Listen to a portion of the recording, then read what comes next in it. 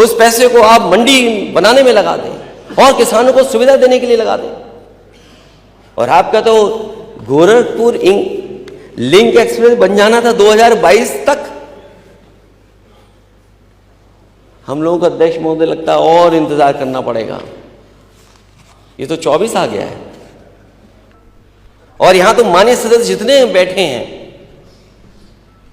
ये नोएडा, ग्रेटर नोएडा से आगरा वाले पे भी चले होंगे, यमुना क्रॉस करने के बाद जो एडीए आगरा डेवलपमेंट अथॉरिटी का बना है वो लिंक में भी चले होंगे, और उसके बाद आगरा लखनऊ पे भी चले होंगे, और उसके बाद पूर्वांचल पे भी हमारे कई माननीय सदस्य चले होंगे। ये चेहरे से कहें न कहें, लेकिन इनके मन में इनको पता है कि सबसे अच्छा एक्सप्रेसवे कौन सा बना है। ना कहो आप, लेकिन जानते हो आप। और मैं अध्यक्ष महोदय दावा कर सकता हूं कि दुनिया के जो बेहतरीन एक्सप्रेसवे हैं उसके बराबर कोई एक्सप्रेसवे बना है तो आगरा लखनऊ एक्सप्रेसवे बना है, जो समाजवादियों ने बनाया। ये बात मैं बार बार बोलता हूं। सदियों की प्रतीक्षा अयोध्या में दूर हुई। आज अयोध्या में इंटरनेशनल एयरपोर्ट है। 14 से 15 फ्लाइट अयोध्या से देश के अंदर अलग अलग स्थानों पर जा रही है। ये अयोध्या में प्रारंभ हुआ है। जो अयोध्या को पहले छूना नहीं चाहते थे, आज अयोध्या इंटरनेशनल एयरपोर्ट देने वाला देश का एक प्रमुख राज्य, और देश के 4 इंटरनेशनल एयरपोर्ट के साथ उत्तर प्रदेश अपने 9 एयरपोर्ट को क्रियाशील कर चुका है, और 10 और को हम क्रियाशील करने जा रहे हैं बहुत सी। अयोध्या में माता सबरी के नाम पर रसोई घर भी प्रारंभ हो गया है। क्या माता सबरी के अनुयायी पीडीए के हिस्से हैं या नहीं है? रेन बसेरा भी अयोध्या में बन गया है, और ये निषाद राज के नाम पर बन गया है। क्या निषाद राज के अनुयायी पीडीए के पार्ट हैं या नहीं हैं? प्राचीन कुंडों का पुनरुद्धार हो रहा है। भरत कुंड,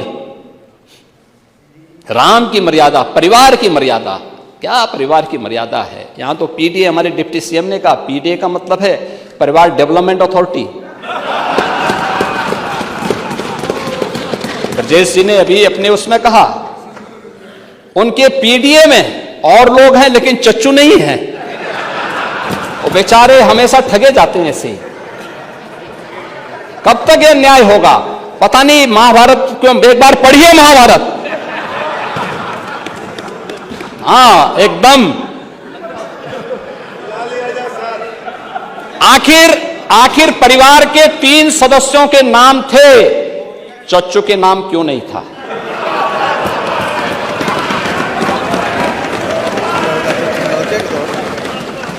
अरे उनका भी नाम देते, वरिष्ठ नेता थे। बेचारा रगड़ते रगड़ते अपने को जो है पीडीए में है ही नहीं। इसीलिए कह रहे हैं ना कि उन्होंने चाचू को ही भुला गए, परिवार के, यानी इस प्रकार से उन्होंने विस्मृत कर दिया कि साइडलाइन में थे ही नहीं, कैमरे के फोकस में नहीं थे, अब रेड कारपेट पे नहीं चल पाए। इसीलिए हम कह रहे हैं ना कि चच्चू को ही भूल गए, और बेचारे चच्चू देखते रह जा रहे हैं कि ठगे गए एक बार फिर। अब ये तो अगर प्रभु राम को ये लोग मानते तो चच्चू के साथ अन्याय नहीं करते। रामायण से सीखते, रामायण में सीखते, या फिर कम से कम महाभारत से ही सीख जाइए। आज महोदय नेता प्रतिपक्ष इस बात को कह रहे थे कि एक्सप्रेसवे में Lucknow Kanpur greenfield expressway, elevated जो एक्सप्रेसवे है ये भारत सरकार के सहयोग से बन रही है। इसके अलावा बलिया लिंक एक्सप्रेसवे ये भारत सरकार के सहयोग से प्राप्त बन रही है। प्रदेश के अंदर जो विभिन्न जनपदों में हम लोगों ने इस कार्य को आगे बढ़ाने का काम किया है, लगभग 4 लेन की 1235 ऐसे प्रोजेक्ट हैं जिसको पिछले 7 वर्ष के अंदर आगे बढ़ाया गया है, और जो ये बेहतरीन कनेक्टिविटी प्रदेश के अंदर, यहां पर प्रदेश के अंदर संपन्न हुई है। प्रदेश के अंदर एयरपोर्ट 16 डोमेस्टिक और 5 इंटरनेशनल एयरपोर्ट के साथ बहुत शीघ्र उत्तर प्रदेश 21 एयरपोर्ट वाला देश का पहला राज्य बनने जा रहा है। 17 के पहले 2 एयरपोर्ट मामूली यानी चलते थे, लखनऊ और वाराणसी के, ये फुल्ली क्रियाशील थे, शेष आंशिक थे, कभी कभी एक फ्लाइट आ जाती थी। लेकिन आज 9 एयरपोर्ट पूरी तरह क्रियाशील हो चुके हैं, 10 एयरपोर्ट पूरी तरह क्रियाशील हो चुके हैं, 10-11 की स्वीकृति मिल चुकी है, किसी भी दिन हम उनको प्रारंभ करने जा रहे हैं। Zero tolerance law and order पर, फिर महिलाओं के ऊपर सबसे ज्यादा अपराध क्यों, सबसे ज्यादा घटनाएं उनके ऊपर क्यों, देश में सबसे ऊपर उत्तर प्रदेश क्यों? योगी आप कहते हैं कि महिलाओं बहन बेटियों के साथ उनके राज में छेड़खानी रेप नहीं होता, दुष्कर्मी अगले चौराहे पर मार गिराए जाते हैं। बीएचयू में एक बहन के साथ क्या हुआ, कोई आज के समय पे कल्पना नहीं कर सकता। एक बेटी और बहन के साथ क्या हुआ। जो लोग पकड़े गए हैं वो तीनों के तीनों भारतीय जनता पार्टी के आईटी सेल के मेंबर हैं। वो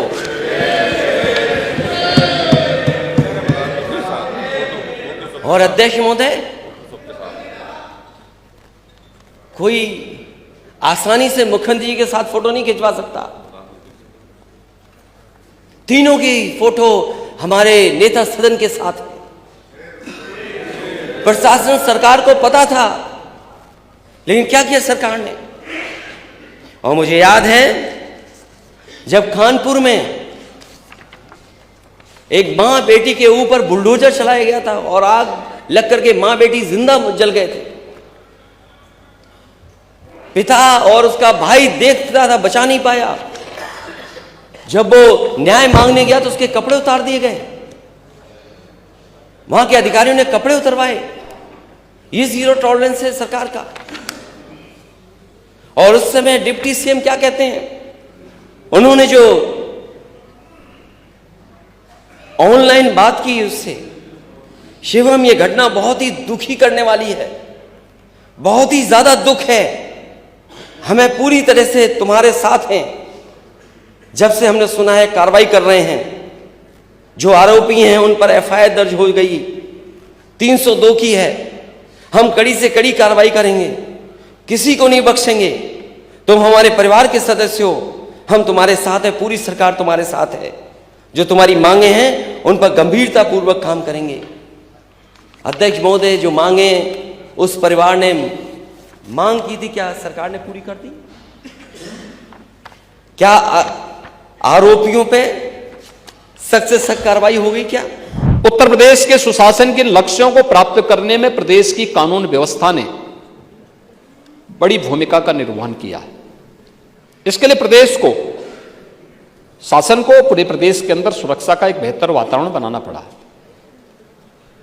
जीरो टॉलरेंस की नीति अपनानी पड़ी। हमारी जीरो टॉलरेंस की नीति से बहुत सारे लोगों को थोड़ा बुरा लगता है, क्योंकि जिन लोगों की आदतें खराब थी तो उन लोगों को कानून के रास्ते पर लाने में थोड़ा कठिनाई तो हुई होगी, तो उनकी चिड़चिड़ाहट कभी देखने को मिलती है।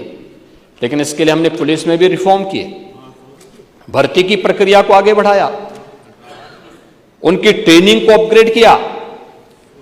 7 पुलिस कमिश्नरेट लखनऊ, गौतम बुद्ध नगर, कानपुर, वाराणसी, आगरा, गाजियाबाद और प्रयागराज में इस व्यवस्था को लागू किया। 75 जनपदों में साइबर सेल के थाने स्थापित करने की कार्रवाई को अंतिम रूप दिया। साइबर क्राइम मुख्यालय लखनऊ पर एडवांस साइबर फॉरेंसिक लैब, 18 क्षेत्रीय थानों में बेसिक साइबर फॉरेंसिक लैब और 75 जनपदों में साइबर क्राइम थानों की स्थापना की कार्रवाई को भी हम लोगों ने प्रारंभ किया और उत्तर प्रदेश फॉरेंसिक इंस्टीट्यूट की स्थापना भी लखनऊ में की है, जिसमें सत्र भी प्रारंभ हो चुका है। उनका फर्स्ट सेशन इसी वर्ष प्रारंभ हुआ है। 1,55,600 से अधिक पुलिस कार्मिकों की भर्ती संपन्न की है, जिनमें से 22,670 केवल महिला कार्मिक है। 68,600 से अधिक पदों पर भर्ती की प्रक्रिया वर्तमान में प्रचलित है और इस दौरान हम लोगों ने पुलिस प्रशिक्षण के केंद्रों की क्षमता को भी लगभग 3 गुना किया है। प्रदेश में 124 नए थाने, 88 नई चौकियां, 7 नए महिला पुलिस थाने, 4 नए आर्थिक अपराध इकाई थाने और 16 नए साइबर क्राइम थाने भी स्थापित किए हैं। एसडीआरएफ का गठन किया, उसकी 3 कंपनियों को क्रियाशील किया, 3 अतिरिक्त कंपनियों को सृजन की प्रक्रिया के साथ जोड़ा गया है। वीरांगना झलकारी बाई महिला पीएसी बटालियन गोरखपुर, वीरांगना अवंती बाई महिला पीएसी